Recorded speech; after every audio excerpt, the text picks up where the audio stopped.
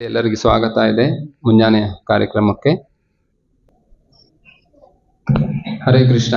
ಅಧಿಕ ಮಾಸ ಇದೆ, ಅಧಿಕ ಲಾಭ. ಅಧಿಕ ಅಂದ್ರೆ ಪ್ಲಸ್ ಪ್ಲಸ್ ಪ್ಲಸ್ ಅಂಥೇಳಿ ನಾವು ಈ ಒಂದ್ಸಾರಿ ಮಹಾಮಂತ್ರ ತಗೊಳ್ತಿದ್ವಿ, ಈಗ 3 ಸಾರಿ ತಗೊಂಡ್ವಿ. ಅಂದ್ರೆ ಸಹಸ್ರ ಪಟ್ಟು ಹೆಚ್ಚು ಇರುತ್ತೆ ಈ ಮಾಸದಲ್ಲಿ ನಾವು ಏನಾದರೂ ಭಕ್ತಿ ಸೇವೆಯನ್ನ ಮಾಡಿದಾಗ. ಅದಕ್ಕಾಗಿ ನಾವು ಈಗ 3000 ಮಂತ್ರವನ್ನ ನಾವು ತಗೊಂಡಿದ್ದೀವಿ ಈಗ. ಹಾಗೆ ನಾವು ಭಗವಂತನ ಸೇವೆ, ವೈಷ್ಣವ ಸೇವೆ ಇತ್ಯಾದಿ ಮಾಡಿದಾಗ ಭಗವಂತ ನೋಡಿ, ಒಂದು ಉದಾಹರಣೆ, ಒಬ್ಬ ತಂದೆ ಇದ್ದಾನೆ, ಅವನಿಗೆ ನಾವು ಖುಷಿ ಪಡಿಸ್ಬೇಕಂದ್ರೆ, ಸಂತೋಷ ಪಡಿಸ್ಬೇಕಂದ್ರೆ ಏನ್ ಮಾಡ್ಬೇಕು? ಅವನಿಗೆ ಒಂದು ಚಿಕ್ಕ ಮಗು ಇದೆ, ನಾವೇನು ಅವ್ರು ಡೈರೆಕ್ಟ್ ಏನಾದರೂ ಅವ್ರಿಗೆ ಏನಾದರೂ ಒಂದು ವಸ್ತು ಕೊಟ್ರೆ ಖುಷಿ ಆಗ್ತಾರೆ, ಆದರೆ ಅಷ್ಟಲ್ಲ. ಆದರೆ ಆ ಮಗುವಿಗೆ ಏನಾದರೂ ನಾವು ಒಂದು ಚಾಕ್ಲೇಟ್ ಕೊಡಬೇಡಿ, ಆದರೆ ಏನಾದರೂ ಪ್ರಸಾದವನ್ನು ನಾವು ಕೊಟ್ಟರೆ ಏನಾಗತ್ತೆ? ಅವ್ರು ಇನ್ನೂ ಖುಷಿ ಪಡ್ತಾರಲ್ಲ. ಖುಷಿ ಪಡ್ತಾರೋ ಇಲ್ಲೋ ನೋಡಿ. ಯಾರು ಗೃಹಸ್ಥರಿದ್ದೀರಿ ಅವ್ರಿಗೆ ಅನುಭವ ಇದ್ದೇ ಇರುತ್ತೆ ಇದು. ತಮ್ಮ ಮಕ್ಕಳಿಗೆ ಯಾರಾದ್ರೂ ಏನಾದ್ರು ಕೊಡಿಸಿದೆ ಅದು ಮರೆಯಾಗಿಲ್ಲ. ಅವ್ರಿಗೆ ಏನಾದ್ರು ಕೊಟ್ರೆ ಅವ್ರು ಮರಿಬಹುದು, ಮರಿಬಹುದು. ಆದರೆ ತಮ್ಮ ಮಕ್ಕಳಿಗೆ ಏನಾದರೂ ಅವರ ಉಡುಗೊರೆನ ಕೊಟ್ರೆ ಅಥವಾ ಪ್ರೀತಿ ತೋರಿಸಿದರೆ ಅವತ್ತು ಮರೆಯಲ್ಲ. ಹಾಗೆ ಭಗವಂತ ಗೀತೆಯಲ್ಲಿ ಹೇಳ್ತಾರೆ, ಮಮೈವಾಂಶು ಜೀವಲೋಕೆ ಜೀವಭೂತ ಸನಾತನ.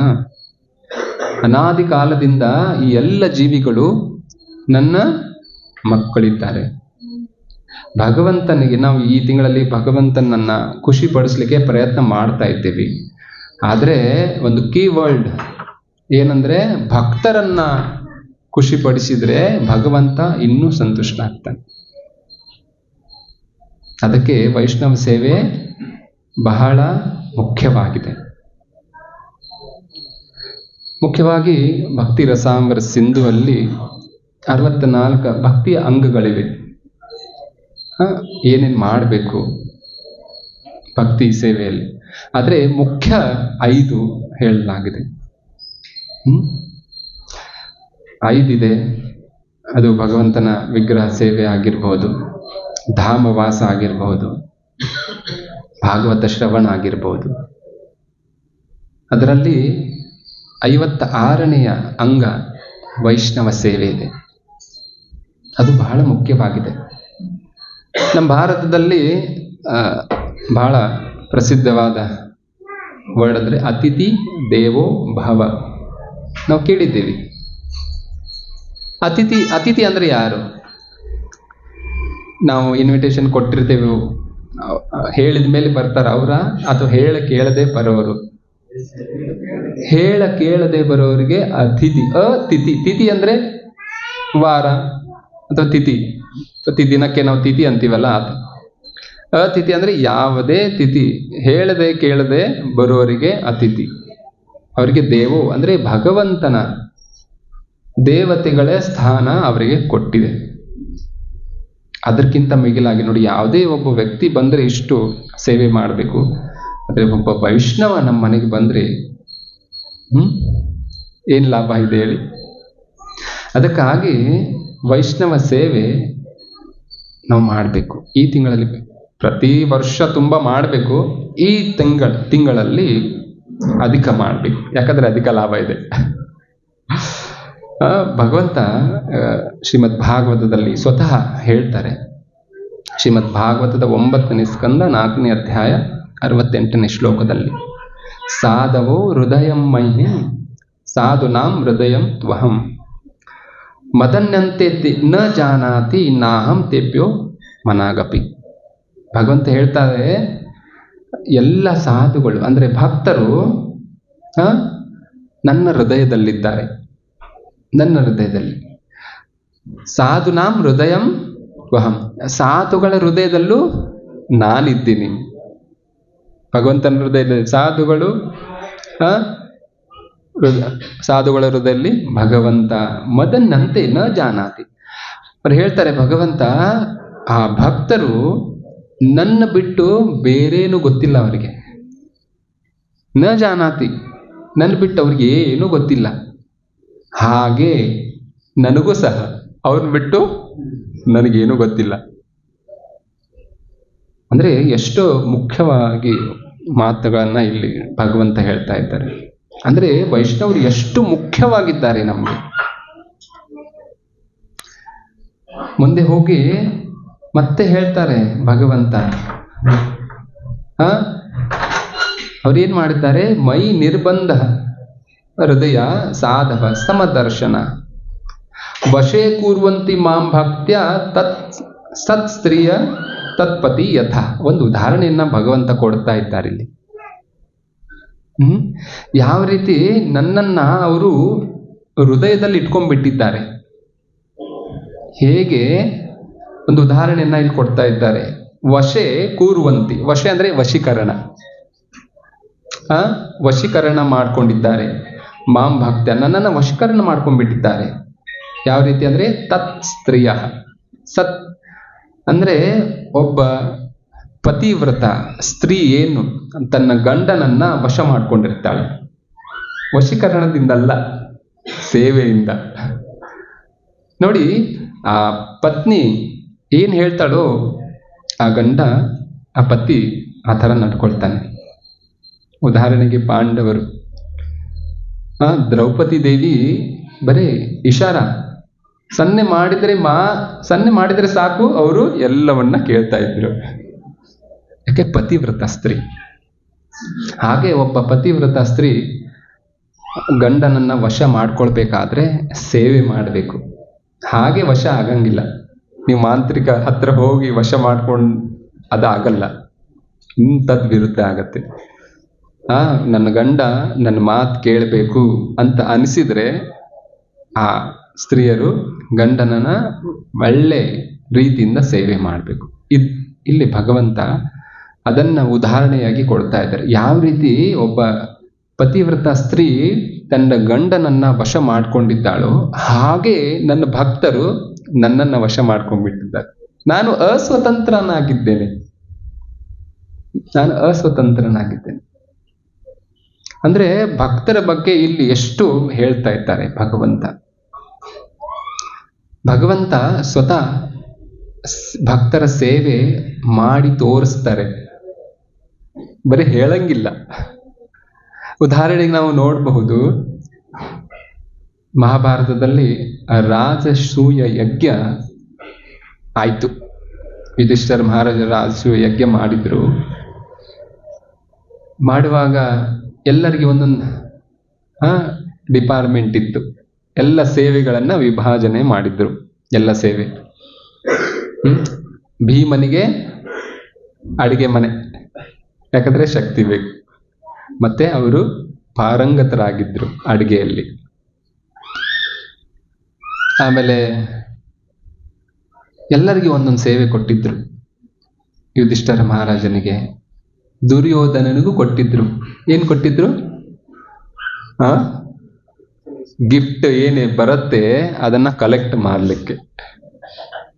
ಯಾಕಂದ್ರೆ ಉಡುಗೊರೆ ಯಾರಾದ್ರೂ ಬಂದ್ರೆ ಮನೆಗೆ ಅವರು ಉಡುಗೊರೆಯನ್ನ ತಗೊಂಡು ಬಂದಿರ್ತಾರೆ. ಆ ಕಲೆಕ್ಟ್ ಮಾಡುವಂತ ಸೇವೆಯನ್ನ ದುರ್ಯೋಧನಿಗೆ ಕೊಟ್ಟಿದ್ರು. ಭಗವಂತನು ಒಂದು ಸೇವೆ ತಗೊಂಡಿದ್ರು.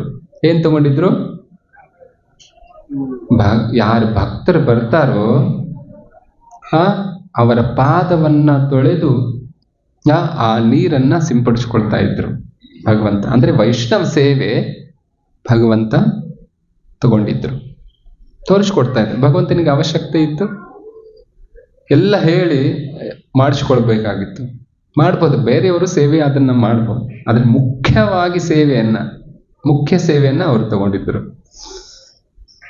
ಹಾಗೆ ನಾವು ನೋಡ್ತೀವಿ ಮುಂದೆ ಶ್ರೀಕೃಷ್ಣ ಲೀಲೆಯಲ್ಲಿ ವಿಪ್ರ ಸುಧಾಮ ಅವನ ಚರಣ ಸೇವೆ ಮಾಡಿದ್ರು. ಎಷ್ಟು ಸೇವೆ ಮಾಡಿದ್ರು. ಸ್ವತಃ ಭಗವಂತ ಅವರನ್ನು ಕರೆದುಕೊಂಡು ತಮ್ಮ ಆಸನದಲ್ಲಿ ಕೂಡಿಸಿ ಪಾದವನ್ನ ತೊಳೆದ್ರು. ಲಕ್ಷ್ಮೀದೇವಿ, ಸತ್ಯಭಾಮ, ಎಲ್ಲ ಅಷ್ಟ ಮಹಿಷಿಗಳು ಭಗವಂತನ ಆ ವಿಪ್ರನ ಸುಧಾಮನ ಸೇವೆ ಮಾಡಿದ್ರು. ಆ ನೀರನ್ನ ಆ ಲಕ್ಷ್ಮೀ ದೇವಿ ಸಹ ಏನ್ ಮಾಡಿದ್ರು, ಸಿಂಪಡಿಸ್ಕೊಂಡ್ರಲ್ಲ. ಹಾಗೆ ಅಂದ್ರೆ ತೋರಿಸ್ಕೊಡ್ತಾ ಇದ್ದಾರೆ ಇಲ್ಲಿ ಯಾವ ರೀತಿ ಸೇವೆ ಮಾಡಬೇಕು ಭಕ್ತರ. ಇನ್ನೊಂದು ಉದಾಹರಣೆ ಅಂದ್ರೆ, ಯಾವಾಗ ರುಕ್ಮಿಣಿ ದೇವಿ ಆ ಬ್ರಾಹ್ಮಣ ಹತ್ತಿರ ಒಂದು ಲವ್ ಲೆಟರ್ ಕೊಡ್ತಾರೆ, ಪ್ರೇಮ ಪತ್ರ. ಅದನ್ನ ತಗೊಂಡು ಶ್ರೀಕೃಷ್ಣನಿಗೆ ಕೊಡ್ತಾರೆ. ಆ ಶ್ರೀಕೃಷ್ಣ ಅದು ಓಪನ್ ಮಾಡಂಗಿಲ್ಲ. ಮೊದಲು ಏನ್ ಮಾಡ್ತಾರೆ, ಆ ಬ್ರಾಹ್ಮಣನ ಸೇವೆ ಮಾಡ್ತಾರೆ, ಆ ಭಕ್ತರ ಸೇವೆ ಮಾಡ್ತಾರೆ. ಅದಾದ ನಂತರ ಆ ಪತ್ರವನ್ನ ಓದ್ತಾರೆ. ನಾವೇನ್ ಮಾಡ್ತೀವಿ, ಪತ್ರ ಬಂದ ತಕ್ಷಣ ಓಪನ್ ಮಾಡ್ತೀವಿ. ಅವ್ರು ಯಾರು ಕೊಟ್ಟಿದ್ದಾರೋ, ಹೇಗೆ, ಏನೂ ಗೊತ್ತಿರಲ್ಲ. ಅಂದ್ರೆ ನಾವು ವೈಷ್ಣವ ಸೇವೆ ಎಷ್ಟು ಮಾಡಬೇಕು ಅನ್ನೋದನ್ನ ತೋರಿಸ್ತಾ ಇದ್ದಾರೆ. ಶ್ರೀ ಚೈತನ್ಯ ಮಹಾಪ್ರಭು ನಮಗೆ ಕಲಿಸಿಕೊಟ್ಟಿದ್ದಾರೆ ಸೇವೆ. ನೋಡಿ, ನಮ್ಮ ಸಂಪ್ರದಾಯ ಇದೆ, ಮಧ್ವ ಗೌಡಿಯ ಸಂಪ್ರದಾಯ, ಇದು ವಿಶೇಷ ಸಂಪ್ರದಾಯ ಇದೆ, ಹೌದಲ್ಲ? ಮಧ್ವ ಸಂಪ್ರದಾಯದಲ್ಲಿ ಬರುತ್ತೆ, ಆದ್ರೆ ಅದರಲ್ಲಿಯೂ ಸಹ ಶ್ರೀ ಚೈತನ್ಯ ಮಹಾಪ್ರಭು ನಮಗೆ ವಿಶೇಷ ಸಂಪ್ರದಾಯವನ್ನ ಕೊಟ್ಟಿದ್ದಾರೆ. ಎಲ್ಲ 4 ಸಂಪ್ರದಾಯದಿಂದ ಒಂದೊಂದು ಎರಡೆರಡು ಮಹತ್ವವನ್ನ ಆ ಸಂಪ್ರದಾಯದಿಂದ ಶ್ರೀ ಚೈತನ್ಯ ಮಹಾಪ್ರಭು ತಗೊಂಡಿದ್ದಾರೆ. ಈ ಎರಡೆರಡು ಸೇರಿ ಅಂದ್ರೆ 8 ವಿಷಯಗಳನ್ನ ತಗೊಂಡು ಇದು ವಿಶೇಷ ಸಂಪ್ರದಾಯವ ಮಾಡಿದ್ದಾರೆ. ವಿಶೇಷವಾಗಿ ಮಧ್ವ ಸಂಪ್ರದಾಯದಿಂದ ಕೇವಲ ಭಕ್ತಿ, ಅದ್ವೈತ, ನಿರಾಸ, ಶ್ರೀಕೃಷ್ಣ ಭಗವಂತ ಅನ್ನೋದನ್ನ ತಗೊಂಡಿದ್ದಾರೆ. ಆಮೇಲೆ ಶ್ರೀಕೃಷ್ಣ ಮೂರ್ತಿ ಸೇವನ, ಶ್ರೀಕೃಷ್ಣನ ವಿಗ್ರಹ ನಾವು ಸೇವೆ ಮಾಡ್ತೀವಿ, ಅದು ಮಧ್ವ ಸಂಪ್ರದಾಯದಿಂದ ತಗೊಂಡಿದ್ದಾರೆ ಶ್ರೀ ಚೈತನ್ಯ ಮಹಾಪ್ರಭು. ಆಮೇಲೆ ಶ್ರೀ ಸಂಪ್ರದಾಯದಿಂದ ಅನನ್ಯ ಭಕ್ತಿಯನ್ನ ಸ್ವೀಕಾರ ತಗೊಂಡಿದ್ದಾರೆ. ಅದರಿಂದ ಎರಡನೇದ್ದು ವೈಷ್ಣವ ಸೇವೆ. ಶ್ರೀ ಸಂಪ್ರದಾಯದಲ್ಲಿ ಇದು ತುಂಬಾ ಮಹತ್ವವಾಗಿದೆ. ಆಮೇಲೆ ರುದ್ರ ಸಂಪ್ರದಾಯದಿಂದ ತದೀಯ ಸರ್ವಸ್ವ ಭಾವವನ್ನ, ಆಮೇಲೆ ಶ್ರೀಕೃಷ್ಣನ ಮೇಲೆ ಸದಾ ಶ್ರೀಕೃಷ್ಣನ ಮೇಲೆ ನಿರ್ಭರವಾಗಿರೋದು, ಇದನ್ನ ರುದ್ರ ಸಂಪ್ರದಾಯದಿಂದ ತಗೊಂಡಿದ್ದಾರೆ ಶ್ರೀ ಚೈತನ್ಯ ಮಹಾಪ್ರಭು. ಯಾಕಂದ್ರೆ ನಾವು ಪ್ರತಿಯೊಂದು ಕೃಷ್ಣನ ಮೇಲೆ ನಿರ್ಭರರಾಗಿದ್ದೇವೆ. ಶರಣಾಗತಿಯ 6 ಲಕ್ಷಣ, ರಕ್ಷಿಸ್ತಿ ಇತಿ ವಿಶ್ವಾಸ. ಹಾಗೆ ರುದ್ರ ಸಂಪ್ರದಾಯದಿಂದ ರಾಗ ಮಾರ್ಗವನ್ನ, ರಾಗಾನುಗ ಭಕ್ತಿ ಅಲ್ಲಿಂದ ತಗೊಂಡಿದ್ದಾರೆ. ಆಮೇಲೆ ಕುಮಾರ ಸಂಪ್ರದಾಯದಿಂದ ಶ್ರೀಮತಿ ರಾಧಾರಾಣಿಯ ಶರಣವನ್ನ. ಯಾಕಂದ್ರೆ ತಾಯಿ, ನಾವು ಏನು ನಮ್ಮ ತಂದೆ ಹತ್ರ ಏನು ಕೆಲಸ ಆಗ್ಬೇಕಂತಂದ್ರ ನಾವು ಮೊದಲು ನಮ್ಮ ತಾಯಿಗೆ ಹೇಳ್ತೀವಿ, ತಾಯಿ ಕಡೆಯಿಂದ ನಮ್ಗೆ ಕೆಲಸ ಆಗುತ್ತೆ. ಹಾಗೆ ನಾವು ಶ್ರೀಮತಿ ರಾಧಾರಾಣಿಯ ಭಕ್ತಿಯನ್ನ ಮಾಡ್ತೀವಿ, ನಮ್ಮ ತಾಯಿ ಇದ್ದಾರೆ. ಆಮೇಲೆ ಗೋಪಿ ಭಾವ, ಈ ಕುಮಾರ ಸಂಪ್ರದಾಯದಿಂದ ಈ 8 ವಿಷಯಗಳನ್ನ, ತತ್ವಗಳನ್ನ ಶ್ರೀ ಚೈತನ್ಯ ಮಹಾಪ್ರಭು ತಗೊಂಡು ಇದನ್ನ ವಿಶೇಷ ಸಂಪ್ರದಾಯವನ್ನ ಮಾಡಿದ್ದಾರೆ. ಯಾಕಂದ್ರೆ ನಾವು ಭಾಗ್ಯವಂತರು, ಈ ಸಂಪ್ರದಾಯದಲ್ಲಿ ನಾವು ಬಂದಿದ್ದೇವೆ. ನಾವು ನೋಡ್ತೀವಿ, ನಾಹಂ ವಿಪ್ರೋಚು ನಚ ನರಪತಿ ನಾಪಿ ವೈಶ್ಯನ ಶೂದ್ರು, ಅದರಲ್ಲಿ ಗೋಪಿ ಭಾವ. ನಾವು ಕೇವಲ ಗೋಪಿಯ ಭರ್ತು ಯಾರಿದ್ದಾರೆ, ಗೋಪಿಯ ನಾಥ ಶ್ರೀಕೃಷ್ಣ, ಅವರ ದಾಸನಾಗಿದ್ದೇವೆ. ದಾಸರು ಹೇಳ್ತಾರೆ ನೋಡಿ, ದಾಸನಾಗುವುದಕ್ಕೆ ಏಸು ಜನ್ಮದ ಸುಕೃತ, ನಿನ್ನ ದಾಸರ ದಾಸ್ಯವ ಲೇಸಾಗಿ ಕೊಡು ಕಂಡ್ಯ ಪುರಂದರ ವಿಠಲ. ಹೀಗಾಗಿ ಆ ಭಗವಂತನ ದಾಸ ಆಗೋದು ಬಹಳ ಮುಖ್ಯವಾಗಿದೆ. ನಾವು ನೋಡ್ತೀವಿ, ರಾಜ ಕುಲಶೇಖರ ಅವರು ಹೇಳ್ತಾರೆ, ತವ ಭೃತ್ಯ ಭೃತ್ಯ ಭೃತ್ಯ ಭೃತ್ಯ ಭೃತ್ಯೇರ. ಅವ್ರು 7 ಸಾರಿ ಹೇಳ್ತಾರೆ ನಿನ್ನ ದಾಸರ ದಾಸರ ದಾಸರ ದಾಸರ ದಾಸರ ದಾಸ ಆಗ್ಬೇಕಂತ ಹೇಳಿ. ಮುಕುಂದಮಾಲಾ ಸ್ತೋತ್ರ 32ನೇ ಶ್ಲೋಕದಲ್ಲಿ. ಹೀಗಾಗಿ ವೈಷ್ಣವರ ಸೇವೆ ವಿಶೇಷವಾಗಿ ನಾವು ಮಾಡಬೇಕು. ಪದ್ಮಪುರಾಣದಲ್ಲೂ ಶಿವಜಿ ಹೇಳ್ತಾರೆ, ಆರಾಧನಾಂ ಸರ್ವೇಷಾಂ ವಿಷ್ಣುರಾರಾಧನಾಂ ಪರಂ ತಸ್ಮಾತ್ ಪರತರಂ ದೇವಿ ತದಿಯಾನಂ ಸಮರ್ಚನ. ಅವ್ರು ಹೇಳ್ತಾರೆ, ಆರಾಧನೆಯಲ್ಲಿ ಶ್ರೀ ವಿಷ್ಣು ಆರಾಧನೆ ಸರ್ವಶ್ರೇಷ್ಠ ಇದೆ, ಸರ್ವೇಷಾಂ ಸರ್ವಶ್ರೇಷ್ಠ ಇದೆ. ಆದರೆ ಹೇ ದೇವಿ, ಪಾರ್ವತಿ ದೇವಿಗೆ ಈ ಮಾತನ್ನ ಹೇಳ್ತಾ ಇದ್ದಾರೆ, ಹೇ ದೇವಿ, ಅದಕ್ಕಿಂತನೂ ಮಿಗಿಲಾಗಿ ಏನ್ ಇದೆ ಅಂದ್ರೆ ಅದು ತದಿಯಾನಂ. ತದಿಯಾನಂ ಅಂದ್ರೆ ಭಗವಂತನ ಸಂಬಂಧಿಗಳು ಯಾರಿದ್ದಾರೋ ಅವರ ಆರಾಧನೆ ಇನ್ನೂ ಶ್ರೇಷ್ಠವಾಗಿದೆ. ಸದಾ ಶಿವಜಿ ಹೇಳ್ತಾರೆ. ಹೀಗಾಗಿ ವೈಷ್ಣವ ಸೇವೆ ಇದು ಮಹತ್ವವಾಗಿದೆ. ನಾವು ನೋಡ್ತೀವಿ ಶ್ರೀ ಚೈತನ್ಯ ಚರಿತಾಮೃತದಲ್ಲಿ ಶ್ರೀ ಚೈತನ್ಯ ಮಹಾಪ್ರಭು ದಕ್ಷಿಣ ಭಾರತ ಯಾತ್ರೆ ಮಾಡುವಾಗ ಹೀಗೆ ಅವ್ರದ್ದು ಅಪಾಯಿಂಟ್ಮೆಂಟ್ ಇರಲಿಲ್ಲ. ಹಾಗೆ ಯಾರ ಮನೆಗೆ ಹೋಗ್ತಾರೆ, ನಾವೇನ್ ಮಾಡ್ತೀವಿ, ಈಗ ಇಲ್ಲಿಂದ ಅಲ್ಲಿ ಹೋಗೋರಿದ್ದ ಎಲ್ಲ ಪ್ಲಾನ್ ಇರುತ್ತೆ, ಯಾರ ಮನೆಗೆ ಪ್ರಸಾದಕ್ಕೆ ಹೋಗ್ತೀವಿ, ಎಲ್ಲಿ ಇರುತ್ತೇವೋ ಅದೆಲ್ಲ ಡೀಟೇಲ್ ಆಗಿ ಯಾತ್ರೆಯಲ್ಲಿ ಇರುತ್ತೆ. ಆದ್ರೆ ಶ್ರೀ ಚೈತನ್ಯ ಮಹಾಪ್ರಭು ಅವ್ರದ್ದು ಹಾಗಿರ್ಲಿಲ್ಲ. ಅವರು ಹಾಗೆ ಹೋಗ್ತಾ ಇದ್ರು. ಯಾರು ಭಕ್ತರು ಅವರನ್ನ ಕರೆದು ಮನೆಗೆ ಪ್ರಸಾದವನ್ನ ಕೊಡ್ತಾ ಇದ್ರು. ಅದನ್ನ ಭಗವಂತ ಶ್ರೀ ಚೈತನ್ಯ ಮಹಾಪ್ರಭು ಸ್ವೀಕಾರ ಮಾಡ್ತಿದ್ರು. ಇದೊಂದು ಶ್ರೀ ಚೈತನ್ಯ ಚರಿತಾಮೃತದಲ್ಲಿ ಮಧ್ಯಲೀಲ 7ನೇ ಅಧ್ಯಾಯದಲ್ಲಿ ಒಂದು ಸಣ್ಣ ಕತೆ ಬರುತ್ತೆ. ಕೂರ್ಮ ಬ್ರಾಹ್ಮಣ. ಕೂರ್ಮ ಬ್ರಾಹ್ಮಣ ಯಾವಾಗ ಶ್ರೀ ಚೈತನ್ಯ ಮಹಾಪ್ರಭು ಹೋಗ್ತಾ ಇದ್ರು, ಅವಾಗ ಆ ಕೂರ್ಮ ಬ್ರಾಹ್ಮಣ ವಿನಂತಿ ಮಾಡ್ತಾನೆ ಶ್ರೀ ಚೈತನ್ಯ ಮಹಾಪ್ರಭು, ಹೇ ಭಗವಂತ, ನೀವು ನಮ್ಮ ಮನೆಗೆ ಬಂದು ಪ್ರಸಾದವನ್ನ ಸ್ವೀಕಾರ ಮಾಡಿ. ನೋಡಿ, ನಾವು ಭಕ್ತರನ್ನ ಪ್ರಸಾದಕ್ಕೆ ಕರಿಬೇಕು. ಅದರಿಂದ ಎಷ್ಟು ಲಾಭ ಆಗತ್ತೆ. ಉಪದೇಶಾಮೃತದ 4ನೇ ಶ್ಲೋಕದಲ್ಲೂ ಹೇಳಿದ್ದಾರೆ, ದದಾತಿ ಪ್ರತಿಗಣಾತಿ ಗುಹ್ಯಂ ಆಖ್ಯ ಪೃಚ್ಛತಿ ಭುಂಕ್ತೆ ಭೋಜಯತೆ ಚೈವ ಷಡ್ವಿಧ ಪ್ರೀತಿ ಲಕ್ಷಣ. ಪ್ರೀತಿಯ ಲಕ್ಷಣ ಇದೆ. ಯಾರಾದರೂ ನಮ್ಮನ್ನ ಪ್ರಸಾದ ಕರೆದ್ರೆ ಅಥವಾ ನಾವು ಹೋದ್ಮೇಲೆ ಅವರ ಸಂಬಂಧ ಇನ್ನೂ ಗಾಢವಾಗತ್ತೆ. ಹೌದಲ್ಲ? ನೋಡಿ, ನೀವು ಯಾರ್ದೋ ಮನೆಗೆ ಎಲ್ಲೋ ಹೋದಾಗ ಅವ್ರ ಮನೆ ಪ್ರಸಾದಕ್ಕೆ ಹೋಗಿದ್ದೀರಿ, ಅವ್ರ ನೆನಪು ಇದೆ ಅಲ್ಲ ನಿಮಗೆಲ್ಲರಿಗೂ? ಇವ್ರ ಮನೆಗೆ ಹೋಗಿದ್ವಿ ನಾವು 10 ವರ್ಷ ಆದ್ಮೇಲೆ, ಇವ್ರ ಮನೆಗೆ ನಾವು ಪ್ರಸಾದಕ್ಕೆ ಹೋಗಿದ್ದು ಅವ್ರ ನೆನಪಿದೆ ನಮಗೆ. 10 ವರ್ಷ ಆದ್ಮೇಲೆ ಭೇಟಿ ಆದ್ಮೇಲೂ ನೆನಪಿರುತ್ತೆ. ಯಾಕೆ? ಪ್ರಸಾದದ ಮಹಿಮೆ ಆ ಥರ ಇದೆ. ಹೀಗೆ ಶ್ರೀ ಚೈತನ್ಯ ಮಹಾಪ್ರಭು ಅವರನ್ನ ಕೂರ್ಮ ಬ್ರಾಹ್ಮಣ ಪ್ರಸಾದಕ್ಕೆ ಕರೆದು ಹೇಳ್ತಾರೆ, ಭಗವಂತ, ನೀವು ನಮ್ಮ ಮನೆಗೆ ಬನ್ನಿ. ಬಹಳ ಅತಿಥಿ ಸೇವೆ, ಇಷ್ಟು ಚೆನ್ನಾಗಿ ಅವರು ಶ್ರೀ ಚೈತನ್ಯ ಮಹಾಪ್ರಭುವರ ಸೇವೆ ಮಾಡಿದ್ರು. ಅವರು ಬಹಳ ಶ್ರೀಮಂತರಾಗಿದ್ರು. ಆದರೂ ಅವರು ಹೇಳ್ತಾ ಇದ್ದಾರೆ, ನಾನು ತುಚ್ಛ ಬ್ರಾಹ್ಮಣನಾಗಿದ್ದೇನೆ, ನಮ್ಮ ಮನೆಗೆ ಬನ್ನಿ. ಯಾವಾಗ ನಾವು ಭಕ್ತರನ್ನ ಪ್ರಸಾದಕ್ಕೆ ಕರಿತೀವಿ ಸೇವೆಗೋಸ್ಕರ, ನಮ್ಮ ಐಶ್ವರ್ಯವನ್ನ ತೋರಿಸೋದು ಹಾಗಿರ. ಆದ್ರೆ ಕೆಲವು ಹೊರಗಡೆ ನಾವು ನೋಡ್ತೀವಿ, ಐಶ್ವರ್ಯವನ್ನ ತೋರಿಸ್ಲಿಕ್ಕೆ ಮನೆಗೆ ಇನ್ನೊಬ್ಬರನ್ನ ಕರೀತಾರೆ. ಹೌದಲ್ಲ?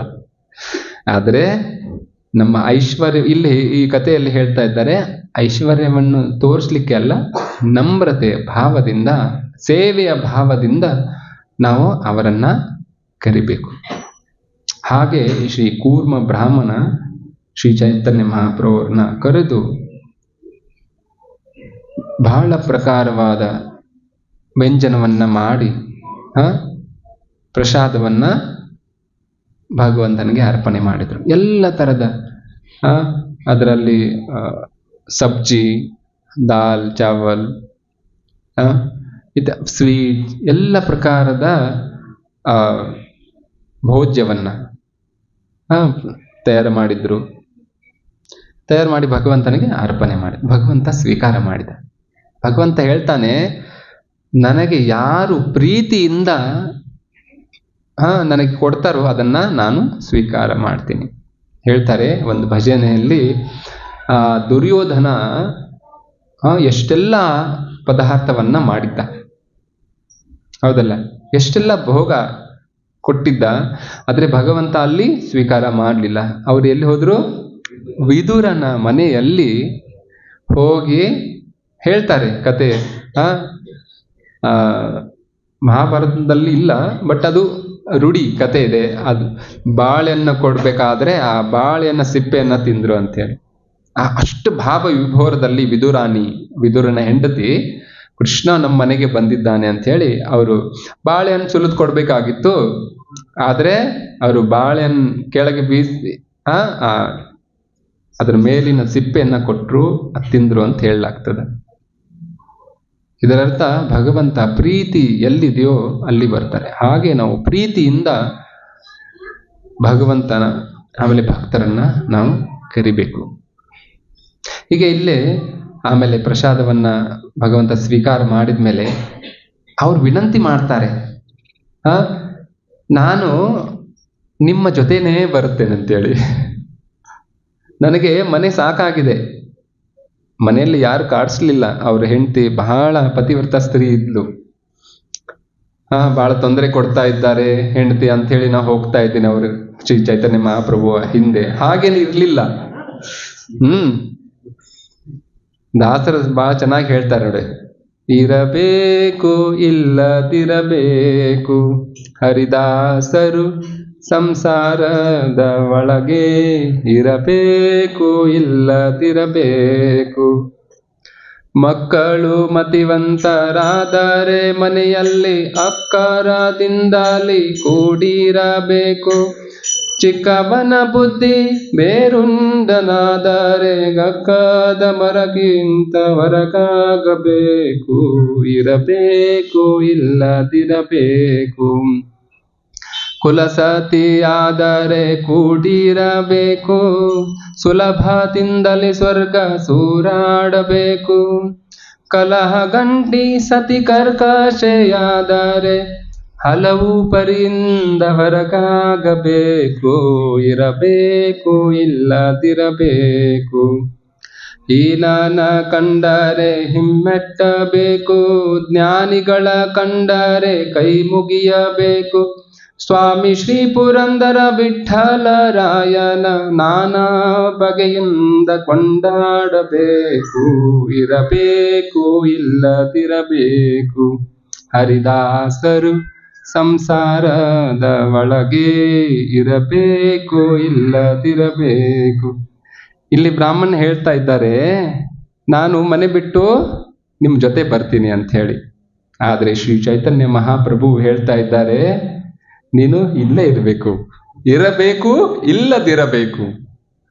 ಅಂದ್ರೆ ಮನೆಯಲ್ಲಿ ಇರಬೇಕು, ಆದ್ರೆ ಅಟ್ಯಾಚ್ಮೆಂಟ್, ನನ್ನ ಹೆಂಡತಿ, ನನ್ನ ಮಕ್ಕಳು, ನನ್ನ ಮನೆ ಈ ತರ ಇರಬಾರ್ದು. ನೀ ಇಲ್ಲೇ ಇರು, ಇಲ್ಲಿದ್ದು ಅವರ ಸೇವೆ ಮಾಡು, ಮತ್ತೆ ನನ್ನ ಸೇವೆ ಮಾಡು. ಅವ್ರು ಹೇಳ್ತಾರೆ, ಇಲ್ಲಿದ್ದುಕೊಂಡು ಏನ್ ಮಾಡು ನೀನು? ಅವ್ರು ಹೇಳ್ತಾರೆ, ಜಾರೆ ದೇಖ ತಾರಕಃ ಕೃಷ್ಣ ಉಪದೇಶ. ಯಾರು ನಿನಗೆ ಇಲ್ಲಿ ಯಾರ ದೇಖ ತಾರಕಃ ಕೃಷ್ಣ ಉಪದೇಶ ಅಮಾರ ಆಜ್ಞಾಯ ಗುರು ಹಯ್ಯ ತಾರ್ ಈ ದೇಶ.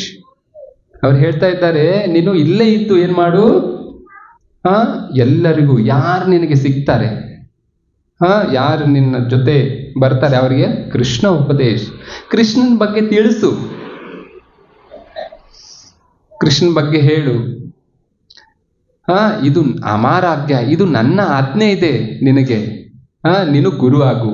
ಗುರು ಹಯ್ಯ ತಾರ್ ಈ ದೇಶ. ಈ ಜಗತ್ತಿನಲ್ಲಿ ನೀನು ಗುರು ಆಗು. ಅಂದ್ರೆ ಇದು ಕೇವಲ ಕೂರ್ಮ ಬ್ರಾಹ್ಮಣಿಗೆ ಮಾತ್ರ ಅಲ್ಲ, ಇದು ನಮಗೂ ಹೇಳ್ತಾರೆ ಶ್ರೀ ಚೈತನ್ಯ ಮಹಾಪ್ರಭು. ನಾವು ಯಾರು ಸಿಗ್ತಾರೋ ಅವರಿಗೆಲ್ಲ ಕೃಷ್ಣನ ಬಗ್ಗೆ ಹೇಳಬೇಕು. ಯಾರು ಇರ್ಲಿ ಅವರು, ನೀವೆಲ್ಲಿ ಹೋಗ್ತೀರಿ, ಆಫೀಸ್ಗೆ ಹೋಗ್ತೀರಿ, ಎಲ್ಲೋ ಟ್ರೈನಲ್ಲಿ ಹೋಗ್ತಾ ಇದ್ದೀರಿ, ಬಸ್ನಲ್ಲಿ ಹೋಗ್ತಾ ಇದ್ದೀರಿ, ಅಥವಾ ಪೇಟೆಗೆ ಹೋಗ್ತಾ ಇದ್ದೀರಿ, ಸಬ್ಜಿ ತಗೊಂಡು ಬರ್ಲಿಕ್ಕೆ, ಯಾರಿದ್ರು ಅವ್ರು ಕೃಷ್ಣ ಬಗ್ಗೆ ಹೇಳಿ ಅವರಿಗೆ ಪ್ರಚಾರ ಮಾಡಿ. ಅದನ್ನ ಶ್ರೀ ಚೈತನ್ಯ ಮಹಾಪ್ರಭು ನಮಗೆ ಈ ಕಥೆಯಿಂದ ಹೇಳ್ತಾ ಇದ್ದಾರೆ. ಹೀಗೆ ವೈಷ್ಣವ ಸೇವೆ ತುಂಬಾ ಮುಖ್ಯವಾಗಿ ಇದೆ ಅಂತ ಇಲ್ಲಿ ಹೇಳ್ತಾ ಇದ್ದಾರೆ. ಶ್ರೀ ಸಂಪ್ರದಾಯದಲ್ಲಿ ಸುಮಾರು ಶ್ರೀ ಚೈತನ್ಯ ಶ್ರೀ ರಾಮಾನುಜಾಚಾರ್ಯರ ಘಟನೆಯಿಂದ ಸುಮಾರು ಘಟನೆಗಳಿವೆ. ಅವ್ರ ಸೇವೆ ಅವರು ಯಾವ ರೀತಿ ಮಾಡಿದ್ರು ಅಂತೇಳಿ. ಯಾವಾಗ ನಾವು ನೋಡ್ತೀವಿ ವೈಷ್ಣವ ಯಾರು ಜಾತಿಯಿಂದ ನಾವು ನೋಡ್ಬಾರ್ದು. ಇವರು ಈ ಜಾತಿಯವರು, ಇವರು ಈ ಜಾತಿಯವರು, ಈ ಜಾತಿಯ ವೈಷ್ಣವ, ಈ ಜಾತಿಯ ವೈಷ್ಣವ, ಜಾತಿಯಿಂದ ಯಾವಾಗಲೂ ನಾವು ನೋಡಬಾರ್ದು. ವೈಷ್ಣವ ಅಂದ್ರೆ ವೈಷ್ಣವನೇ, ಅದು ಭಗವಂತನಿಗೆ ಅವ ಸೇರಿದವ. ನಾವು ನೋಡ್ಬೋದು ಕಾಂಚೀಪುರಂನಲ್ಲಿ, ಕಾಂಚೀಪುರಂ ತಮಿಳ್ನಾಡಿನಲ್ಲಿದೆ. ಆಂಧ್ರ ತಮಿಳ್ನಾಡಿನಲ್ಲಿದೆ ಕಾಂಚೀಪುರಂ. ವರದರಾಜ ಭಗವಂತ ಅಲ್ಲಿ ವಾಸವಾಗಿದ್ದಾರೆ. ಆ ವರದರಾಜರ ಸೇವೆ ಮಾಡಲಿಕ್ಕೆ ಒಬ್ಬರು ಕಾಂಚೀಪೂರ್ಣ ಅಂತಿದ್ರು. ಅವರು ಕೆಳಗಿನ ಜಾತಿಯವರಿದ್ರು. ಆದರೆ ಭಗವಂತನಿಗೆ ಚಾಮರವನ್ನ ಅವರು ಬೀಸ್ತಾ ಇದ್ರು. ನಾವು ನೋಡಿ, ಭಗವಂತನಿಗೆ ಆರತಿ ಸಮಯದಲ್ಲಿ ನಾವು ಬೀಸ್ತೀವಿ ಚಾಮರವನ್ನ. ಅವರು ಸದಾ ಭಗವಂತನಿಗೆ ಚಾಮರವನ್ನ ಬೀಸ್ತಾ ಇದ್ರು. ಆದ್ರೆ ಶ್ರೀ ರಾಮಾನುಜಾಚಾರ್ಯರು ಸಣ್ಣ ವಯಸ್ಸಿನವರಿದ್ರು. ಅವರಿಗೆ ಒಂದು 18 ಈ ತರ ವಯಸ್ಸಿರಬಹುದು, 16-18. ಆ ಸಮಯದಲ್ಲಿ ಅವ್ರ ಮದುವೆ ಆಗಿತ್ತು.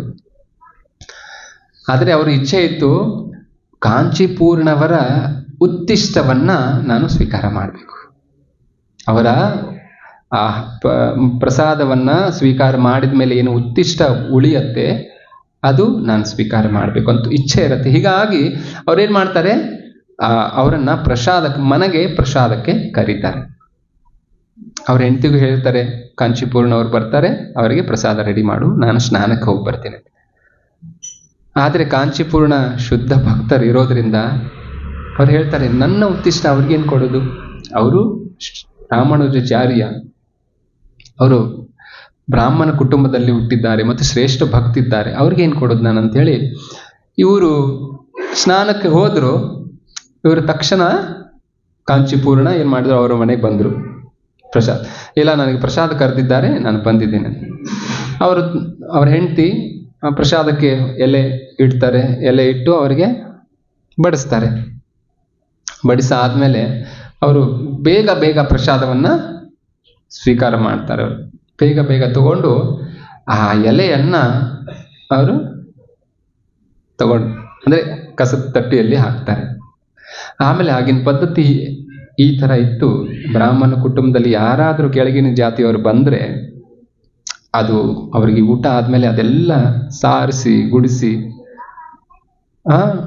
ಮಾಡ್ತಾ ಇದ್ರು. ಈ ತರ ಮಾಡ್ತಾ ಇದ್ರು. ಅವ್ರನ್ನ ಅಲ್ಲೇ ಹೊರಗಡೆ ಕೂಡಿಸ್ತಾ ಇದ್ರು ಊಟಕ್ಕೆ.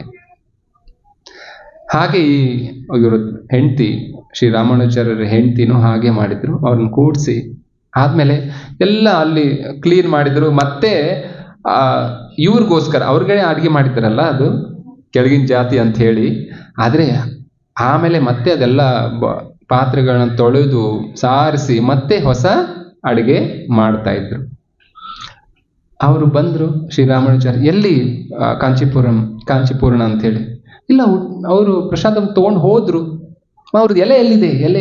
ಇಲ್ಲ, ನಾನು ಎಲ್ಲ ಗೂಡಿಸಿ ಏನ್ ಮಾಡಿದೆ, ಬಿಸಾಕ್ಬಿಟ್ಟಿದ್ದೇನೆ.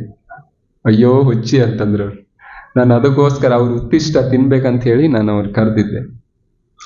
ಅಂದ್ರೆ ಇಲ್ಲಿ ನಮಗೆ ತೋರಿಸ್ಕೊಡ್ತಾ ಇದ್ದಾರೆ, ಶ್ರೀರಾಮಾನುಜಾಚಾರ್ಯರು ಯಾವುದೇ ಜಾತಿಯ ಇದ್ರೂ ಅವರು ಶ್ರೇಷ್ಠ ವೈಷ್ಣವರಿರ್ತಾರೆ. ವೈಷ್ಣವರ ಸೇವೆ ನಾವು ಮಾಡಬೇಕು.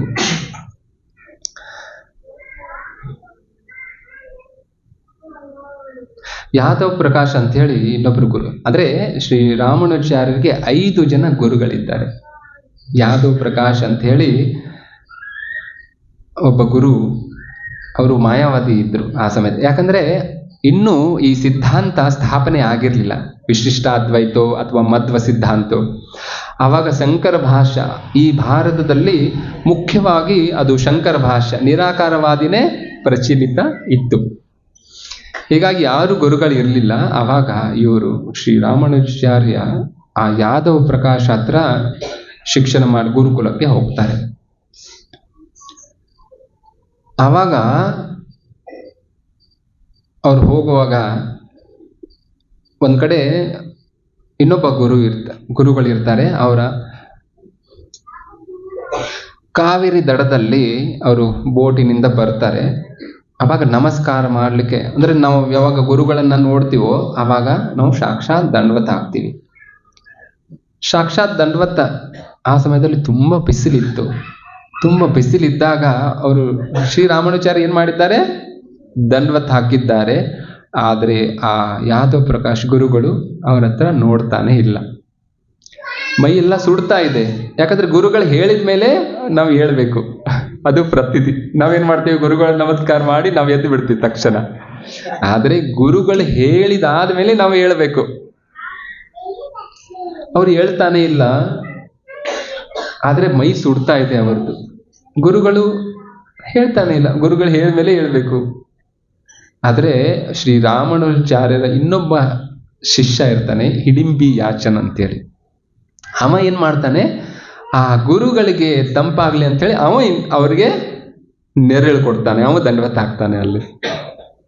ಅವಾಗ ಅನ್ಸತ್ತೆ ಆ ಗುರುಗಳಿಗೆ, ಈಗ ಹೇಳಂತಾರೆ. ಯಾಕೆ ಈ ತರ ಮಾಡಿದ್ರಂದ್ರೆ, ವೈಷ್ಣವ ಸೇವೆ ಯಾರು ಇವರನ್ನ ಮುಂದೆ ಹೋಗಿ ಇವರ ಜೊತೆ ಇರ್ತಾರೆ, ಇವ್ರ ಸೇವೆ ಯಾರು ಮಾಡ್ತಾರೆ ಅನ್ನೋದನ್ನ ಅವರಿಗೆ ಪರೀಕ್ಷೆ ಮಾಡೋದಿರುತ್ತೆ. ಇವರು ಚೆನ್ನಾಗಿ ಹಿಡಿಂಬಿ ಆಚರಣೆ ಸೇವೆ ಮಾಡಿದ್ರು ಅಂತೇಳಿ ಅವರಿಗೆ ಮುಂದೆ ಹೋಗಿ ಪರ್ಸನಲ್ ಅಸಿಸ್ಟೆಂಟ್ ಮಾಡ್ತಾರೆ ಅವರಿಗೆ. ಅಂದ್ರೆ ವೈಷ್ಣವ ಸೇವೆ ಬಹಳ ಅವಶ್ಯಕತೆ ಇರುತ್ತೆ. ಆಮೇಲೆ ಶ್ರೀ ರಾಮಾನುಜಾಚಾರ್ಯರ ಚಿಕ್ಕಮ್ಮನ ಮಗ ಗೋವಿಂದ ಅಂತ ಹೇಳ್ತಾರೆ. ಗೋವಿಂದ ಅವರು ಏನ್ ಮಾಡ್ತಿರ್ತಾರೆ ಅಂದ್ರೆ, ಗುರುಗಳಿಗೆ ಸೇವೆ ಮಾಡ್ಬೇಕಲ್ಲ, ಅವರೆಲ್ಲ ಬೆಡ್ ಎಲ್ಲ ಹಾಕಿ, ಗುರುಗಳ ಶಯನ ಬೆಡ್ ಎಲ್ಲ ಹಾಕಿ ಅವರು ಮಲಗ್ತಿರ್ತಾರೆ. ಮಲಗಿ ಆಮೇಲೆ ಗುರುಗಳ ಮಲಗಬೇಕು. ಈ ತರ ಚೆನ್ನಾಗಿ ಎಲ್ಲರಿಗೆ ಆಶ್ಚರ್ಯ. ಇವ್ರು ಗುರುಗಳ ಮಲಗುವ ಹಾಸಿಗೆಯಲ್ಲಿ ಇವ್ರು ಮಲಗ್ತಾ ಇದ್ದಾರಲ್ಲ, ಇದು ಅಪರಾಧ ಆಗುತ್ತೆ. ನಾವು ಯಾರು ನಮ್ಮ ಗುರುಗಳಿರ್ತಾರೋ ಅವರ ವಸ್ತುಗಳನ್ನು ನಾವು ಉಪಯೋಗ ಮಾಡಬಾರದು. ಅವರ ಶಯನ ಬೆಡ್ ಇತ್ಯಾದಿ, ಅವರ ಪಾದಕ್ಕೆ ಆಗಲಿ ನಾವು ಉಪಯೋಗ ಮಾಡಬಾರದು. ನಮಗೆ ಅದು ವಂದನೀಯ ಇರುತ್ತೆ.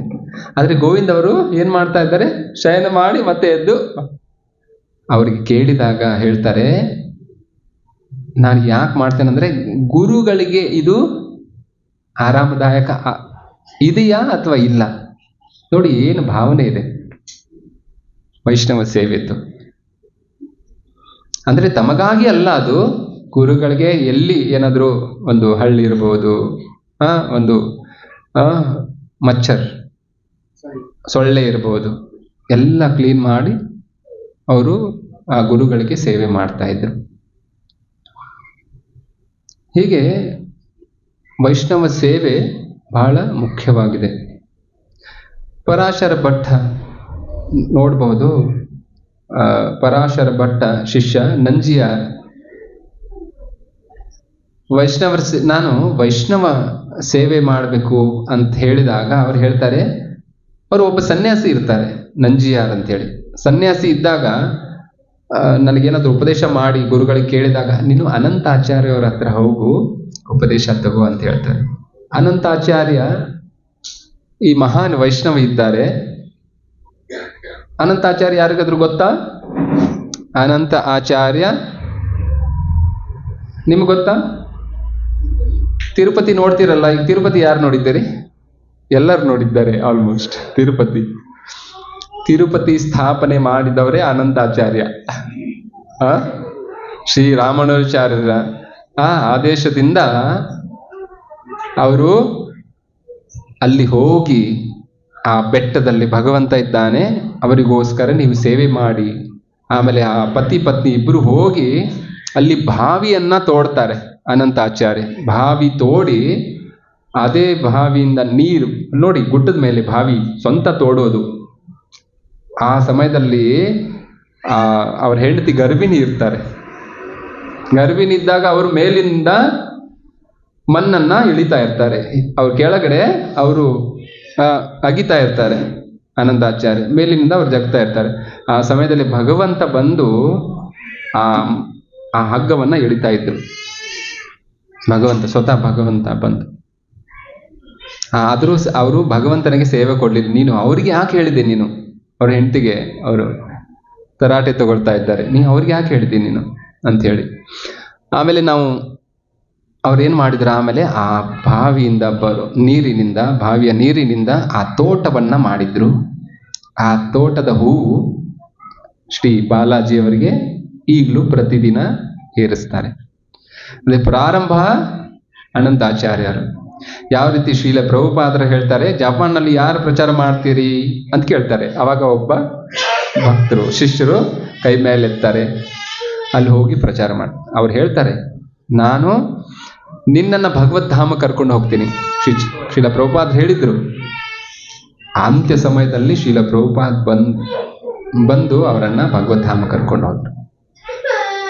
ಹಾಗೆ ಅನಂತ ಆಚಾರ್ಯ ಸ್ಮರಣೆ ಅಂದ್ರೆ ತಿರುಪತಿ, ಈಗೇನ್ ನಾವು ನೋಡ್ತಾ ಇದ್ದೀವಿ, ಅಲ್ಲಿ ಅವರು ಪ್ರಥಮವಾಗಿ ಸೇವೆ ಮಾಡಿದವರು. ಅವ್ರ ಹತ್ರ ಹೋಗಿ ಆ ಪರಾಶರ ಭಟ್ಟರ ಶಿಷ್ಯ ನಂಜಿಯಾರ್ ಹೇಗೆ ವೈಷ್ಣವ ಸೇವಾ ಹೇಗೆ ಮಾಡೋದು ಅನ್ನೋದನ್ನ ಕಲಿತರು. ಪ್ರಭುಜಿ ಗೊತ್ತಿರ್ಬೋದು, ಅದು ಹೇಳ್ತಾರೆ ವರ್ಡ್. ನಾನು ಕೋಳಿ ಹಾಗಿರ್ಬೇಕು, ಆಮೇಲೆ ವೈಷ್ಣವ ಬಾತ್ಕೋಳಿ ಆಗಿರ್ಬೇಕು, ಬಕಪಕ್ಷಿ ಆಗಿರ್ಬೇಕು, ಉಪ್ಪಿನ ಹಾಗೆ ಇರಬೇಕು ಅಂತ ಹೇಳ್ತಾರೆ. 3 ವಿಷಯ ಹೇಳ್ತಾರೆ. ಉಪ್ಪು ಹೇಗಿರುತ್ತೆ ಹೇಳಿ? ವೈಷ್ಣವ ಉಪ್ಪಿನ ಹಾಗೆ ಇರ್ಬೇಕಂತೆ. ಅಡಿಗೆಯಲ್ಲಿ ಉಪ್ಪು ಹಾಕಿದೆ, ಆದ್ರೆ ಅಡಿಗೆ ಚೆನ್ನಾಗಾಗಿದೆ, ಇದು ಚೆನ್ನಾಗಾಗಿದೆ ಅಂತ ಎಲ್ಲ ಹೇಳ್ತೀವಿ. ಉಪ್ಪು ಚೆನ್ನಾಗಿತ್ತು ಅಂತ ಹೇಳಂಗಿಲ್ಲ, ಹೌದಲ್ಲ? ಉಪ್ಪು ಚೆನ್ನಾಗಿತ್ತು ಅಂತ ಹೇಳ್ತೀವ, ಆದ್ರೆ ಉಪ್ಪಿಲ್ದೆ ಕೆಲಸ ಆಗತ್ತಾ? ಉಪ್ಪಿಲ್ದೆ ಆಗಲ್ಲ.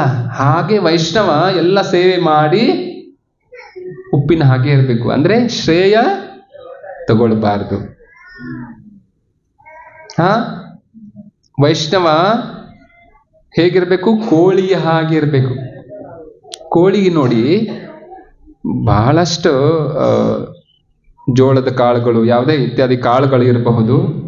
ಅದ್ರ ಜೊತೆ ಗಾಜಿನ ಚೂರುಗಳು ಇರ್ತವೆ ನೆಲಕ್ಕೆ. ನೋಡಿ ಹೇಗ್ ಮಾಡುತ್ತೆ ಅದು? ಟಕ್ ಟಕ್ ಟಕ್ ತಿಂತ ಇರುತ್ತಲ್ಲ. ಏನ್ ಮಾಡುತ್ತೆ ಅದು? ಕೇವಲ ಜೋಳ, ಏನು ಧಾನ್ಯ ಇದೆ, ಕಾಳುಗಳು ಮಾತ್ರ ತಗೊಳುತ್ತೆ, ಆ ಗಾಜಿನ ತುಕುಡಿಯನ್ನ ಬಿಡುತ್ತಲ್ಲ.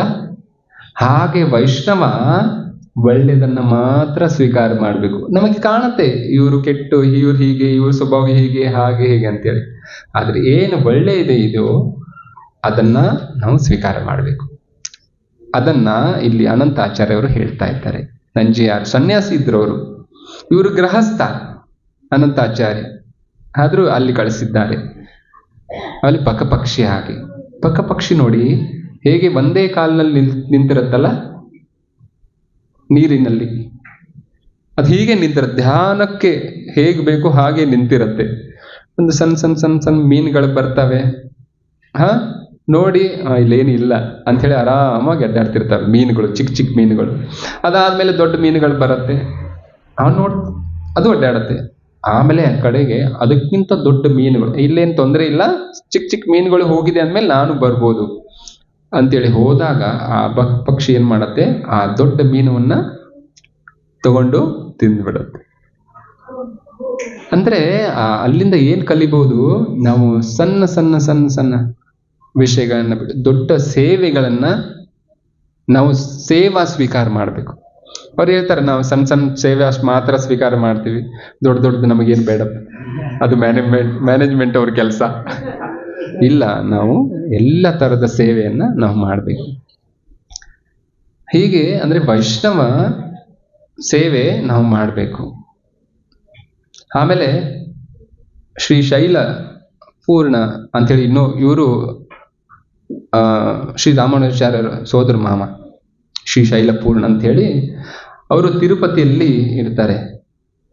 ಆವಾಗ ಈ ಶ್ರೀಶೈಲ ಪೂರ್ಣ ಶ್ರೀರಾಮಾನುಜಾರ್ಯ ಪ್ರಥಮ ಬಾರಿ ಅವಾಗ ಬರ್ತಾರೋ, ಶ್ರೀರಾಮಾನುಜಾರ್ಯ ಮೊಣಕಾಲಿನ ಮೇಲೆ ಹೋಗಿದ್ದಾರೆ. ನಿಮ್ಗೆ ಗೊತ್ತಿರೋ, ಯಾಕಂದ್ರೆ ಗುಡ್ಡ ಹತ್ತಿದ್ದಾರೆ. ನಾವು ಕಾಲ್ನಡಿಗೆಯಲ್ಲಿ ಹತ್ತಬೇಕಾದ್ರೆ ತೊಂದರೆ ಆಗತ್ತೆ, ಆದ್ರೂ ಶ್ರೀರಾಮಾನುಜಾರ್ಯರು ಮೊಣಕಾಲ ಮೇಲೆ ಹತ್ತಿದ್ದಾರೆ. ಯಾಕೆ? ನಮ್ಮ ಪಾದ ಭಗವಂತ, ಅದು ಪರ್ವತ ಏನಿದೆ ಅದು ಭಗವಂತನ ಸ್ವರೂಪ. ನೀವು ನೋಡ್ಬೋದು, ಆ ಪರ್ವತ ನೋಡಿದಾಗ ಭಗವಂತ ಮಲಗಿದ್ದಾನೆ, ಎಲ್ಲ ಮುಖ ಕಾಣಿಸುತ್ತೆ ತಿರುಪತಿಯಲ್ಲಿ. ಹೀಗಾಗಿ ಅದು ಭಗವಂತನ ರೂಪ ಅಂತ ಹೇಳಿ ಅವರು ಕಾಲು ಇಡಬಾರ್ದು ಅಂತ ಹೇಳಿ ಮೊಣಕಾಲ ಮೇಲೆ ಹೋದ್ರು. ಯಾವಾಗ ಇಲ್ಲಿ ಶ್ರೀರಾಮಾನುಜಾರ್ಯ ಬಂದಿದ್ದಾರೆ, ಶ್ರೀಶೈಲ ಪೂರ್ಣ ಸೋದರ ಮಾವ ಮತ್ತೆ ಸನ್ಯಾಸಿ ಅವರು ಕರೀಲಿಕ್ಕೆ ಮೇಲಿಂದ ಕೆಳಗೆ ಬರ್ತಾರೆ. ಅವ್ರು ಹೇಳ್ತಾರೆ, ಯಾರಾದ್ರೂ ಸಣ್ಣ ಭಕ್ತರನ್ನ ಕಳಿಸಿದ್ರೆ ಆಗ್ತಿತ್ತು, ನೀವೇ ಯಾಕೆ ಬಂದ್ರಿ ಇಲ್ಲಿ ಅಂತ ಕೇಳ್ತಾರೆ. ಅವಾಗ ಶ್ರೀಶೈಲ ಪೂರ್ಣ ಹೇಳ್ತಾರೆ, ನನಕ್ಕಿಂತ ಚಿಕ್ಕವ ಯಾರು ಇಲ್ಲ, ನಾನೇ ಬಂದಿದ್ದೇನೆ. ಅಂದ್ರೆ ನಮ್ಮ ಭಾವನೆ ವಾಸ್ತವಿಕದಲ್ಲಿ ಈ ತರ ಇರಬೇಕು. ನಾನು ಸ್ವಲ್ಪ ಇಷ್ಟು ವರ್ಷ ಆಯ್ತಲ್ಲ, ನಾನು ಸೀನಿಯರ್ ಆಗಿದ್ದೇನೆ ಈಗ, ಆ ತರ ತಿಳ್ಕೊಳ್ಬಾರ್ದು. ನಾವು ಸಣ್ಣ ಸಣ್ಣ ಸೇವೆನೂ ನಾವು ಮಾಡಬೇಕು.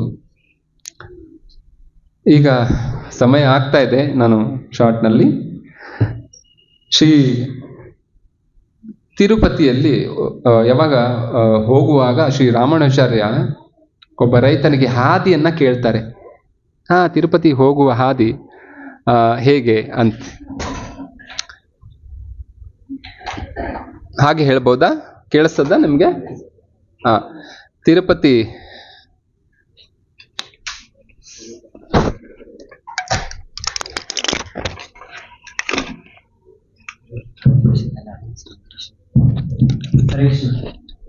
ಎಷ್ಟು ಜನಕ್ಕೆ इनको हिंदी ट्रांसलेशन चाहिए, इसलिए हमको हम भूल गए तो पूछना। एक मदद है और कोई है?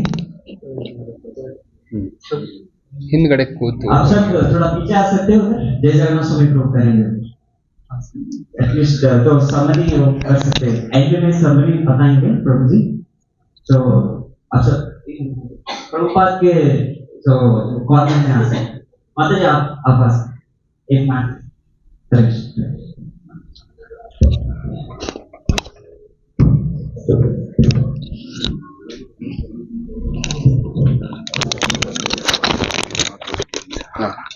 ಹರೇ ಕೃಷ್ಣ.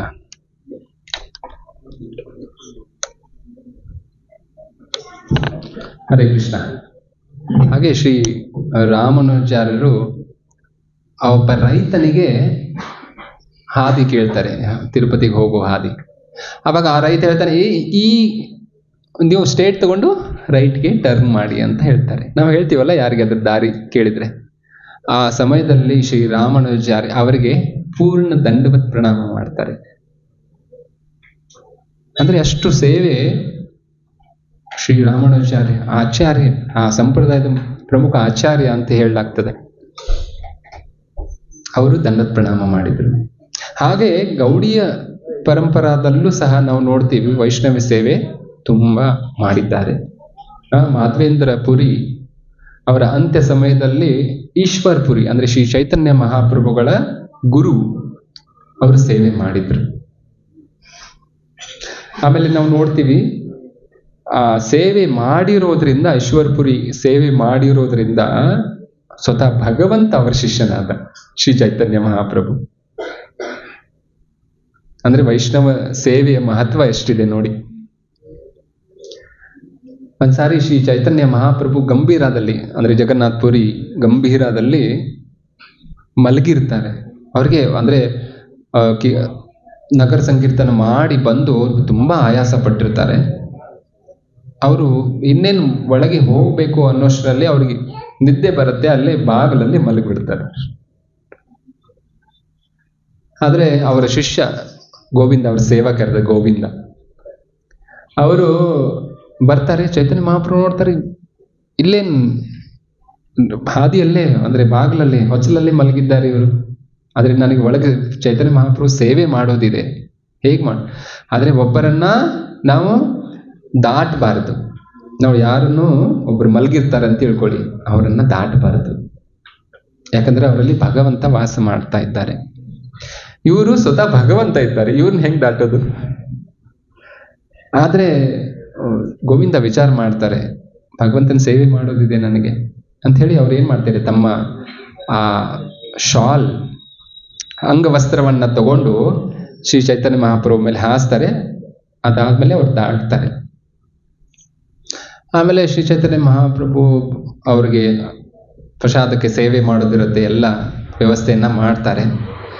ಅವ್ರ ಪ್ರಸಾದ ಸಮಯ ಆಗಿರುತ್ತೆ ಗೋವಿಂದದ್ದು, ಆದ್ರೆ ಅವರಲ್ಲೇ ಇರ್ತಾರೆ. ಚೈತನ್ಯ ಮಹಾಪ್ರಭು ಸ್ವಲ್ಪ ಸಮಯ ಆದ್ಮೇಲೆ ಅವರು ಎಚ್ಚರಾಗ್ತಾರೆ. ಆಮೇಲೆ ಕೇಳ್ತಾರೆ, ಪ್ರಸಾದ್ ಸಮಯ ಆಗಿದೆ, ಯಾಕೂ ಇನ್ನೂ ತಗೊಂಡಿಲ್ಲ ನೀವು? ಇಲ್ಲ, ನೀವು ಮಲಗಿದ್ದೀರಲ್ಲ, ನನಗೆ ಹೊರಗೆ ಹೋಗ್ಲಿಕ್ಕೆ ಆಗ್ತಾ ಇಲ್ಲ. ಅವ್ರು ಚೈತನ್ಯ ಮಹಾಪ್ರಭು ಹೇಳ್ತಾರೆ, ನಾನು ಮಲಗಿದ್ದೆ ಅಂದ್ರೆ ನೀವು ಒಳಗ ಹೇಗ್ ಬಂದಿ? ಒಳಗೆ ಬಂದು ದಾಟಿ ಬಂದಿದ್ದಲ್ಲ, ದಾಟಿ ಹೋಗ್ಬೋದಾಗಿತ್ತಲ್ಲ. ಇಲ್ಲ, ಆವಾಗ ನಿಮ್ ಸೇವೆ ಮಾಡೋದಿತ್ತು ನನಗೆ, ಅದಕ್ಕೆ ನಾನು ದಾಟಿ ಬಂದೆ. ಈಗ ನನ್ನ ಸೇವೆ, ನಾನು ಪ್ರಸಾದ ತಗೊಳ್ಬೇಕಲ್ಲ.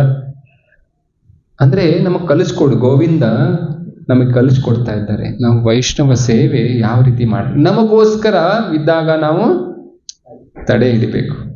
ನಾವೇನ್ ಮಾಡ್ತೇವೆ, ಪ್ರಸಾದ ನಮಗೆ ಮೊದಲು, ಆಮೇಲೆ ಎಲ್ಲರಿಗೂ. ಆಗಿರಬಾರ್ದು. ಮೊದಲು ಹಿರಿಯರಿಗೆ, ಮಕ್ಕಳಿಗೆ, ಮಾತಾಜಿ ಹೆಸರಿಗೆ, ಅಂದ್ರೆ ನೀವು ಮುಂದೆ ಅಂತ ಮಾಡ್ಬೇಕು.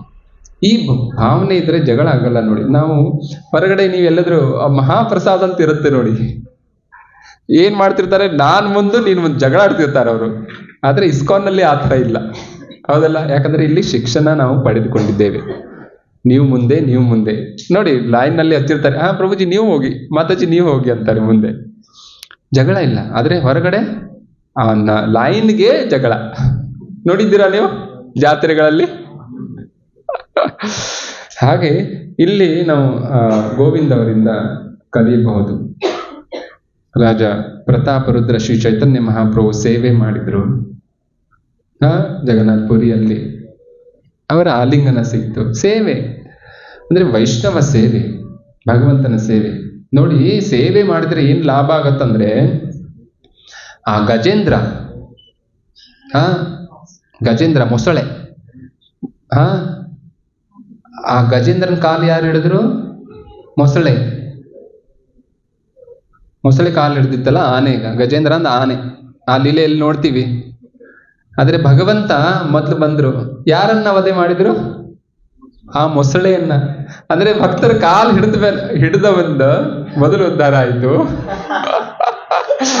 ಆಮೇಲೆ ಗಜೇಂದ್ರ ಉದ್ಧಾರ ಆಯ್ತು. ಹಾಗೆ ಭಗವಂತನ ವೈಷ್ಣವರ ಸೇವೆ ನಾವು ಮಾಡಬೇಕು. ಕಡೆಗೆ ಒಂದು ಕತೆ ಹೇಳಿ ನಾನು ಮುಗಿಸ್ತೀನಿ. ರಾಮಾನುಜಾಚಾರ್ಯರಿಗೆ ಒಬ್ಬ ಅಜ್ಜಿ ಮಜ್ಜಿಗೆ ಕೊಡ್ತಾ ಇದ್ಲು. ಪ್ರತಿದಿನ ಮಜ್ಜಿಗೆ ಕೊಡ್ತಾ ಇದ್ಲು. ಆಮೇಲೆ ಅಜ್ಜಿ ಕೇಳ್ತಾರೆ ರಾಮಾನುಜಾಚಾರ್ಯ, ಎಷ್ಟಾಯ್ತು ಇದು, ಏನ್ ನಿನಗೆ ಕೊಡ್ಲಿ ನನಗೆ? ಅವ್ರ ಅಜ್ಜಿ ಹೇಳ್ತಾರೆ, ನನಗೇನು ಹಣ ಏನೋ ಬೇಡ, ನನಗೆ ಒಂದು ಲೆಟರ್ ಬೇಕು, ನನಗೆ ಒಂದು ಪತ್ರ ಬರೆದು ಕೊಡು. ಯಾರಿಗೆ ಪತ್ರ ಬರೆದು ಕೊಡ್ಲಿ? ಆ ಗೋವಿಂದ ಬಾಲಾಜಿಗೆ ಒಂದು ಪತ್ರ ಬರೆದು ಕೊಡು. ನೋಡಿ, ಆ ಅಜ್ಜಿ ಹೇಳ್ತಾ ಇದ್ದಾರೆ, ಏನಂತ ಪತ್ರ ಬರೀಲಿ? ನನ್ನನ್ನ ಗೋಲಕಕ್ಕೆ ಕರೆದುಕೊಂಡು ಹೋಗು, ಶಿಫಾರಸ್ತು ಮಾಡನು. ಅಂದ್ರೆ ನೀನು ಹೇಳಿದ್ರೆ, ಅಂದ್ರೆ ಶ್ರೀ ರಾಮಾನುಜಾಚಾರ್ಯ ಹೇಳಿದ್ರೆ ನಾನು ಭಗವದ್ಧಾಮಕ್ಕೆ ಹೋಗ್ತೀನಿ. ನೋಡಿ ಆ ಅಜ್ಜಿ ಭಾವನೆ ಏನಿತ್ತು. ಶ್ರೀ ರಾಮಾನುಜಾಚಾರ್ಯ ಹೇಳಿ, ಅದೇ ಅವ್ರು ಹೇಳಿದ ಹಾಗೆ ಅವರು ಪತ್ರ ಬರೆದ್ರು. ನೋಡು ಗೋವಿಂದ, ಪತ್ರ ಬರೆದುಕೊಂಡು ಬಂದಿದ್ದೆ ನಾನು ಶ್ರೀ ರಾಮಾನುಜಾಚಾರ್ಯರಿಂದ, ನನ್ನನ್ನ ಭಗವದ್ಧಾಮಕ್ಕೆ ಕರೆದುಕೊಂಡು ಹೋಗ್ಬೇಕು. ನೀನೆ ಹೋಗ್ಲೇಬೇಕಾಯ್ತು ಭಗವಂತನಿಗೆ. ಯಾಕಂದ್ರೆ ಆ ಶ್ರೀ ರಾಮಾನುಜಾಚಾರ್ಯ ವಾಕ್ಯ ಇತ್ತು. ಅಂದ್ರೆ ನಾವು ಭಕ್ತರ ಸೇವೆ ಮಾಡಿದ್ರೆ ಭಗವಂತ ನಮ್ಮನ್ನ ಕರ್ಕೊಂಡು ಹೋಗ್ತಾರೆ. ಅದಕ್ಕೆ ಭಗವಂತ ಹೇಳ್ತಾರೆ, ನನ್ನ ಭಕ್ತರು ಯಾರಿದ್ದಾರೋ ಅವರು ನನ್ನ ಭಕ್ತರಲ್ಲ, ನನ್ನ ಭಕ್ತರು ಯಾರಿದ್ದಾರೋ ಅವರು ನನ್ನ ಭಕ್ತರು. ಭಕ್ತ ಜನಪ್ರಿಯ. ಯಾರು ಭಕ್ತರಿದ್ದಾರೋ ಅವರು ನನಗೆ ತುಂಬಾ ಅಂದ್ರೆ ತುಂಬಾ ಪ್ರಿಯರಾಗಿದ್ದಾರೆ. ಕಡೆಗೆ ಸಣ್ಣ ಕತೆ ಇನ್ನೊಂದು. ಶ್ರೀರಾಮಾನುಜಾಚಾರ್ಯ ಎಲ್ಲ ಕಡೆ ಹೋಗ್ತಾ ಇದ್ರು. ಈ ತರ ಅವ್ರ ಗೃಹಸ್ಥ ಶಿಷ್ಯರು ಇದ್ರು, ರಾಜರು ಶಿಷ್ಯರು ಇದ್ರು. ಅಷ್ಟಸಹಸ್ರಪುರ ಅಂತ ಒಂದು ಊರು, ಅದರಲ್ಲಿ ಇಬ್ರು ಭಕ್ತರಿರ್ತಾರೆ ಆ ಊರಿನಲ್ಲಿ. ಒಬ್ಬ ರಾಜ, ಆ ಊರಿನ ರಾಜ ಯಜ್ಞೇಶ್ ಅಂತ ಹೇಳಿ, ಇನ್ನೊಬ್ಬರು ವೇದಾಚಾರ್ಯ ಅಂತ ಹೇಳಿ, ಈ ಇಬ್ರು ಭಕ್ತರಿರ್ತಾರೆ. ಆದ್ರೆ ಎಲ್ಲ ಗುರುಗಳು ಬರ್ತಾ ಇದ್ದಾರೆ ಮೇಲೆ ಎಲ್ಲ ತಯಾರಿ ಮಾಡಿರ್ತಾರೆ. ಯಜ್ಞೇಶ ಎಲ್ಲ ತಯಾರಿ ಮಾಡಿರ್ತಾರೆ. ರಾಜ ಅಲ್ಲ, ಅವರಿಗೆ ಬರೋ ಹಾದಿಯಲ್ಲಿ ಹೂಗಳ ಹಾಸಿಗೆ ಇತ್ಯಾದಿ ಎಲ್ಲ ತಯಾರಿ ಮಾಡಿರ್ತಾರೆ. ಆದರೆ ಶ್ರೀರಾಮಾನುಜಾಚಾರ್ಯ ವೇದಾಚಾರ್ಯ ಮನೆ ಹೋಗ್ತಾರೆ. ಬಹಳ ತುಂಬಾ ಬಡವರಾಗಿರ್ತಾರೆ. ವೇದಾಚಾರ್ಯ ಬಹಳ ಬಡವರ, ಅವ್ರ ಹೆಂಡತಿ ಲಕ್ಷ್ಮೀದೇವಿ ಅಂತ. ಈಗ ವೇದಾಚಾರ್ಯ ಆ ಸಮಯದಲ್ಲಿ ಮನೆಯಲ್ಲಿ ಇರಲಿಲ್ಲ, ಅವ್ರ ಹೆಂಡತಿ ಮಾತ್ರ ಲಕ್ಷ್ಮೀದೇವಿ ಇದ್ರು. ಈ ಗುರುಗಳೇ ಬಂದಿದ್ದಾರೆ, ಅವರ ಸೇವೆ ಮಾಡ್ಬೇಕಲ್ಲ. ಆದ್ರೆ ಅವ್ರ ಸೇವೆ ಅಂದ್ರೆ ಅವರಿಗೆ ಪ್ರಸಾದ ಕೊಡ್ಬೇಕು. ಆ ಪ್ರಸಾದ ಕೊಡ್ಬೇಕಾದ್ರೆ ಅವರ ಹತ್ರ ಏನೂ ಇರಲಿಲ್ಲ, ಯಾಕಂದ್ರೆ ಅಷ್ಟು ಕಡು ಬಡವರಾಗಿದ್ರು ಅವರು. ಏನ್ ವಿಚಾರ ಮಾಡ್ತಾರೆ, ಎಲ್ಲಿಯಾದ್ರೂ ತಗೊಂಡು ಬರ್ಬೇಕಲ್ಲ. ಅಲ್ಲಿ ಆ ಊರಿನಲ್ಲಿ ಒಬ್ಬ ಸಾಹುಕಾರ ಇದ್ದ. ಆ ಸಾಹುಕಾರನ ಹತ್ರ ಹೋಗಿ ಕೇಳ್ತಾರೆ, ನನಗೆ ಸ್ವಲ್ಪ ಧಾನ್ಯಗಳನ್ನ ಕೊಡು, ನನಗೆ ಬೇಕು, ನಮ್ಮ ಗುರುಗಳು ಬಂದಿದ್ದಾರೆ. ಆದ್ರೆ ಆ ಸಾಹುಕಾರನ ದೃಷ್ಟಿ ಆ ಲಕ್ಷ್ಮೀದೇವಿ ಮೇಲೆ ಇತ್ತು. ಅಂದ್ರೆ ಕೆಟ್ಟ ದೃಷ್ಟಿ ಇತ್ತು, ಭೋಗ ಮಾಡ್ಬೇಕು ಇವಳನ್ನ ಅಂತ ಹೇಳಿ. ಬಹಳ ದಿನದಿಂದ ಹಾದಿ ಕಾಯ್ತಾ ಇದ್ದ. ಆದ್ರೆ ಆ ಲಕ್ಷ್ಮೀದೇವಿ ಅವರನ್ನ ನೋಡ್ತಾ ಇರಲಿಲ್ಲ. ಆದ್ರೆ ಈಗ ಆ ಸಾಹುಕಾರನ ಹತ್ರ ಹೋಗಿದ್ದಾರೆ ಧಾನ್ಯ ಕೇಳಲಿಕ್ಕೆ. ಅವ್ರು ಹೇಳ್ತಾರೆ, ನಾನು ಧಾನ್ಯ ಕೊಡ್ತೀನಿ, ನೀನ್ ನನ್ನ ಜೊತೆ ಸಂಘ ಮಾಡ್ಬೇಕು ಅಂತ ಹೇಳ್ತಾರೆ. ಆದ್ರೆ ಅವ್ರಿಗೆ ಏನ್ ಮಾಡ್ಬೇಕು ಗೊತ್ತಾಗಲ್ಲ ಲಕ್ಷ್ಮೀದೇವಿಗೆ. ಗುರುಗಳ ಸೇವೆ ಮಾಡೋದಿದೆ. ಅವ್ರು ಹೇಳ್ತಾರೆ, ನಾನು ನಿಮ್ಮ ಸಂಘ ಮಾಡ್ತೀನಿ, ಆದ್ರೆ ನನಗೆ ಈಗ ಧಾನ್ಯ ಕೊಡಿ, ನಾನು ಗುರುಗಳ ಸೇವೆ ಮಾಡಿ ವಾಪಸ್ ಬರ್ತೀನಿ. ಹಾಗೆ ಅವ ಖುಷಿ ಆಗ್ತಾನೆ ಆ ಸಾಹುಕಾರ, ಆ ಭೋಗ ಮಾಡ್ಲಿಕ್ಕೆ, ಸ್ತ್ರೀ ಭೋಗ. ವಾಪಸ್ ಅವರು ಆ ಧಾನ್ಯಗಳನ್ನ ತಗೊಂಡು ಬಂದು ಗುರುಗಳಿಗೆ ಅಡಿಗೆ ಮಾಡಿ ಬಡಿಸ್ತಾರೆ. ಆಮೇಲೆ ಬಡಿಸುವಾಗ ಅವರು ವೇದಾಚಾರ್ಯರು ಬರ್ತಾರೆ ಮನೆಗೆ. ಇಷ್ಟೆಲ್ಲ ಎಲ್ಲಿ ಸಿಕ್ತಿ ನಿನಗೆ, ಎಲ್ಲಿದೆ ತಂದು ಇದೆಲ್ಲ ಧಾನ್ಯಗಳನ್ನ? ಇಲ್ಲ, ಗುರುಗಳು ಬಂದ್ರು, ಈ ತರ ಒಬ್ಬ ಸಾಹುಕಾರ, ಆ ಸಾಹುಕಾರನ ಹೆಸರು ಹೇಳಿ ಅವನ ಕೆಟ್ಟ ದೃಷ್ಟಿ ನನ್ನ ಮೇಲೆ ಇದೆ, ಅದಕ್ಕಾಗಿ ನನ್ನ ಹತ್ರ ಏನೂ ಇರಲಿಲ್ಲ, ಅವರಿಗೆ ವಚನ ಕೊಟ್ಟು ಬಂದಿದ್ದೀನಿ ನಾನು, ಮತ್ತೆ ನಿಮ್ಮ ಜೊತೆ ಸಂಘ ಮಾಡ್ತೀನಿ, ನನಗೆ ಈ ಧಾನ್ಯವನ್ನ ಕೊಡಿ. ಆದ್ರೆ ಈಗ ವೇದಾಚಾರ್ಯರು ಸಿಟ್ಟಾಗ್ಬೇಕಾಗಿತ್ತಲ್ಲ, ಅವ್ರು ಸಿಟ್ಟಾಗಂಗಿಲ್ಲ, ಭಾರಿ ಖುಷಿ ಪಡ್ತಾರೆ. ನೀನು ಗುರುಗಳ ಸೇವೆಯಲ್ಲಿ ಮಾಡ್ಲಿಕ್ಕೆ ಇಷ್ಟೆಲ್ಲ ತ್ಯಾಗ ಮಾಡ್ತಾ ಇದ್ದೀಯ, ಎಷ್ಟು ನೀನು ಶ್ರೇಷ್ಠತೆ ಇದೆ ನಿನ್ನಲ್ಲಿ. ಈ ಮಾತು ಇಬ್ರು ಆಡ್ತಾ ಇರ್ತಾರಲ್ಲ, ಈ ಮಾತಾಡುವಾಗ ಆ ಶ್ರೀರಾಮಾನುಜಾರಿಗೆ ಈ ಮಾತು ಕೇಳಿಸುತ್ತೆ. ಏನ್ ನಡೀತಾ ಇದೆ, ಏನ್ ನಡೆದಿದೆ ಅನ್ನೋದೆಲ್ಲ ಗೊತ್ತಾಗತ್ತೆ. ಅವಾಗ ಹೇಳ್ತಾರೆ ಆ ಸಾಹುಕಾರ, ಏನು ಪರವಾಗಿಲ್ಲ, ನೀವು ನನಗೆ ಬಡಿಸಿ. ಏನ್ ಮಾಡಿರ್ತಾರೋ ಎಲ್ಲ ವ್ಯಂಜನಗಳನ್ನ ಶ್ರೀರಾಮಾನುಜಾರಿಗೆ ಪ್ರಸಾದವನ್ನ ಕೊಡ್ತಾರೆ. ಆ ಪ್ರಸಾದ ಕೊಟ್ಟು ತಿಂದಾದ್ಮೇಲೆ ಶ್ರೀರಾಮಾನುಜಾರ್ಯ ಹೇಳ್ತಾರೆ, ಈ ಪ್ರಸಾದ ಏನು ಉತ್ತಿಷ್ಟ ಇದೆಯಲ್ಲ, ಇದನ್ನ ಆ ಸಾಹುಕಾರನಿಗೆ ಕೊಡು, ನೀನು ಯಾವಾಗ ಹೋಗ್ತೀವ ಅವಾಗ. ಹಾಗೆ ಗುರುಗಳು ಹೋಗ್ತಾರೆ ಇಲ್ಲಿಂದ ವಾಪಸ್ ಯಜ್ಞೇಶನ ಮನೆಗೆ. ಆಮೇಲೆ ಈ ಉತ್ತಿಷ್ಟ ಏನಿರುತ್ತಲ್ಲ, ಅದು ಆ ಸಾಹುಕಾರನಿಗೆ ಕೊಡ್ತಾರೆ. ನಾನು ಸಂಘ ಮಾಡ್ತೀನಿ, ಆದ್ರೆ ಮೊದಲೇ ಈ ಪ್ರಸಾದವನ್ನ. ಅವನು ಏನ್ ಹೇಳ್ತಾರೋ ಅದನ್ನ ಕೇಳಲಿಕ್ಕೆ ರೆಡಿ ಇರ್ತಾನೆ ಆ ಸಮಯದಲ್ಲಿ. ಪ್ರಸಾದ ತಗೊಳ್ತಾನೆ. ಆ ಪ್ರಸಾದ ತಗೊಂಡ್ಮೇಲೆ ಅವನಲ್ಲಿ, ಆ ಮನಸ್ಸಿನಲ್ಲಿ ಶುದ್ಧತ್ವ ಬರುತ್ತೆ. ಆ ಕೆಟ್ಟ ವಿಚಾರ ಆ ಮನಸ್ಸಿನಿಂದ ಹೋಗುತ್ತೆ. ನೋಡಿ, ಭಕ್ತರ ಉತ್ತಿಷ್ಟ ಹೇಳ್ತಾರೆ ಶ್ರೀ ಚೈತನ್ಯ ಚರಿತಾಮೃತದಲ್ಲಿ,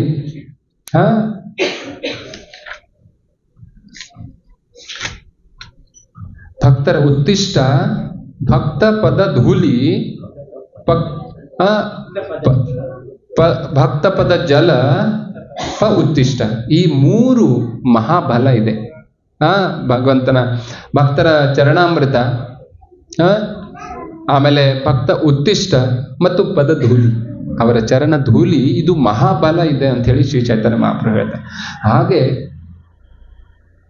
ಅವರಿಗೆ ಆ ಮನಸ್ಸಿನಲ್ಲಿ ಕೆಟ್ಟ ವಿಕಾರ ಏನಿತ್ತು ಎಲ್ಲ ನಷ್ಟ ಆಗತ್ತೆ.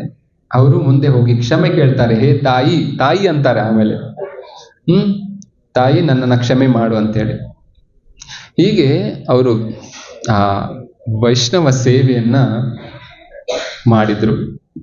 ವೇದಾಚಾರ್ಯ ಅವರ ಮತ್ತೆ ಅವರ ಹೆಂಡತಿ ಲಕ್ಷ್ಮೀ ದೇವಿ. ಆದರೆ ನಾವು ಅಧಿಕ ಮಾಸ ಇದೆ, ಭಕ್ತರ ಸೇವೆ ನಾವು ಹೆಚ್ಚಾಗಿ ಮಾಡಬೇಕು. ಈ ಸಮಯದಲ್ಲಿ ಭಕ್ತರನ್ನ ಮನೆಗೆ ಕರೆಯೋದು, ಭಕ್ತರ ಮನೆಗೆ ಹೋಗೋದು ಇತ್ಯಾದಿ ನಾವು ಮಾಡಬೇಕು. ಇದರಿಂದ ನಮಗೆ ಆನೆ ಬಲ ಬರುತ್ತೆ. ಆನೆ ಬಲ ಬರುತ್ತೆ. ಅದೇ ಹೇಳ್ತಾರೆ ಮಹಾಬಲ, ಇದು ಮಹಾಬಲ ಇದೆ. ಸಮಯ ಆಗಿದೆ, ಈಗ ನಾನು ಇಲ್ಲಿ ನಿಲ್ಲಿಸ್ತೀನಿ. ಯಾರಿಗಾದ್ರೂ ಈ ಪ್ರವಚನದ ಈ ಚರ್ಚೆ ಏನಾದರೂ ಪ್ರಶ್ನೆ ಇದ್ರೆ ನೀವು ಕೇಳಬೇಕು, ಕೇಳಿ.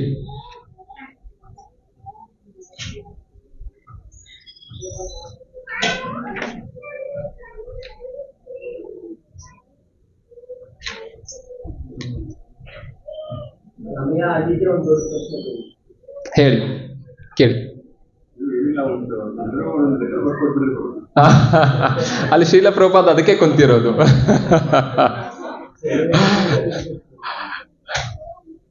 ಓಕೆ,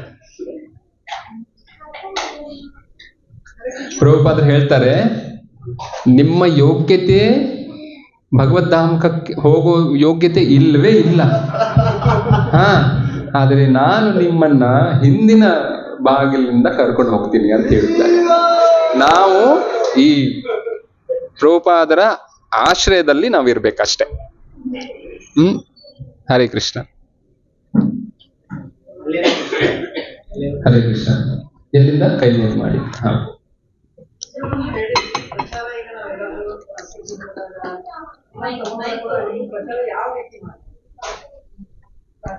ನಿಮ್ಮ ನೋಡಿನೇ ಹರೇ ಕೃಷ್ಣ ಹೇಳ್ತಾರೆ ಅವರು. ಅದು ಮುಂದೆ ಶ್ರೀಮದ್ ಭಾಗವತದ 11ನೇ ಸ್ಕಂದದಲ್ಲಿ ಉದ್ಧವ ಗೀತೆಯಲ್ಲಿ ಬರುತ್ತೆ, ಭಕ್ತ ಯಾರು. ಶ್ರೀ ಚೈತನ್ಯ ಚರಿತಾಮೃತದಲ್ಲೂ ಮಧ್ಯ ಲೀಲೆಯಲ್ಲಿ ಬರುತ್ತೆ, ಭಕ್ತ ಯಾರು. ಯಾರನ್ನ ನೋಡಿ ಭಗವಂತನ ಸ್ಮರಣೆ ಬರುತ್ತೋ ಅದು ಉತ್ತಮ ಭಕ್ತ ಅಂತೆ.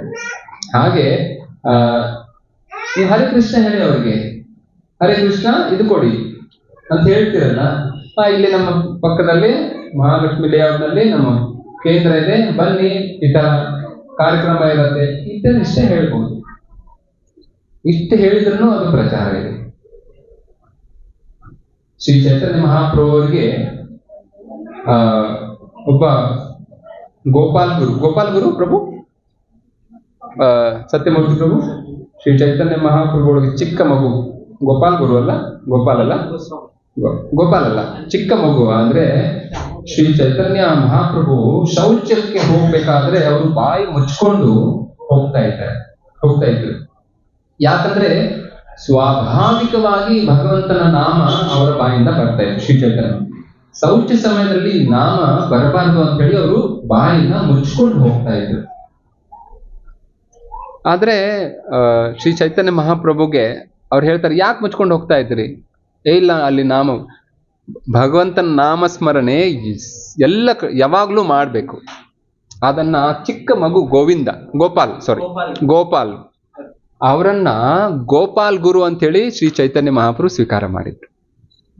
ಹಾಗೆ ನಾವು ಪ್ರಚಾರ ಯಾರಿಂದನೂ ಎಲ್ಲಿಂದನೂ ಕೇಳ್ಬೋದು. ಹರೇ ಕೃಷ್ಣ.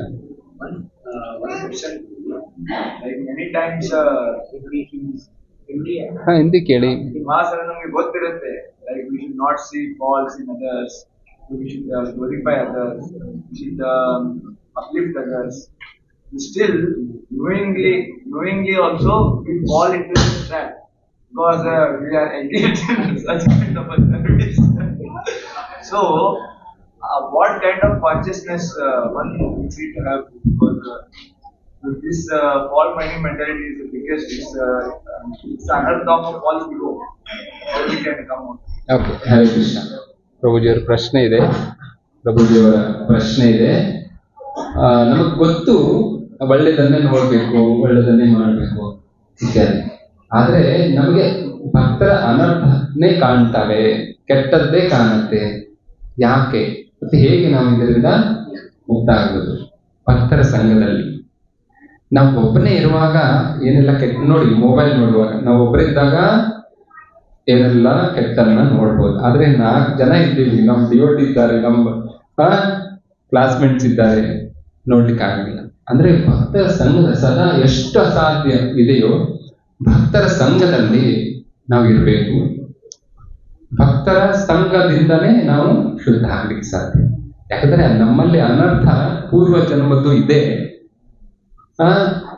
ಅದಕ್ಕಾಗಿ ಅದು ಮೇಲ್ಮೇಲೆ ಬರ್ತಾ ಇರುತ್ತೆ, ಬೇಡಂದ್ರೂ ಬರ್ತಾ ಇರುತ್ತೆ. ಯಾವಾಗ ಶ್ರೀ ಚೈತನ್ಯ ಮಹಾಪ್ರಭು ಹೇಳ್ತಾರಲ್ಲ, ಯಾವಾಗ ನಾವು ಕಸ ಗುಡಿಸ್ತಾ ಇದ್ದೀವಿ, ಬಹಳ ವರ್ಷದಿಂದ ಇಲ್ಲೆಲ್ಲ ಧೂಳು ಬಿದ್ದಿದೆ, ಕಸ ಗುಡಿಸ್ತಾ ಇದೀವಿ ಅಂದ್ಮೇಲೆ ಅದು ಗುಡಿಸುವಾಗ ಮೇಲೆ ಹಾರುತ್ತಲ್ಲ, ಮತ್ತೆ ಹೆಚ್ಚು ಕಸ ಇದೆ ಅಂತ ನೋಡಿ. ನಾವು ಸ್ಟಾರ್ಟಿಂಗ್ ಬಂದಾಗ ಕೆಳಗೆ ಮಾತ್ರ ಇರುತ್ತೆ, ಕುಡಿಸ್ಲಿಕ್ಕೆ ಸ್ಟಾರ್ಟ್ ಮಾಡಿದಾಗ ಎಲ್ಲ ಕಡೆ ಹರಡು ಬಿಡುತ್ತೆ. ಹಾಗೆ ನಾವು ಯಾವಾಗ ಭಕ್ತಿ ಮಾರ್ಗದಲ್ಲಿ ಬರ್ತೀವೋ ಅವಾಗ ಇನ್ನೂ ಹೆಚ್ಚು ನಮ್ಮ ಅನರ್ಥಗಳು ಮೇಲೆ ಬರಬಹುದು. ಆದ್ರೆ ಹಾಗಂತ ಹೇಳಿ ನಾವು ಅದನ್ನ ಬಂದ್ ಮಾಡಬಾರ್ದು, ಕಸ ಗುಡಿಸ್ತಾನೆ ಇರಬೇಕು ಭಕ್ತರ ಸಂಘ ಹರಿನಾಮದಿಂದ. ಹರೇ ಕೃಷ್ಣ.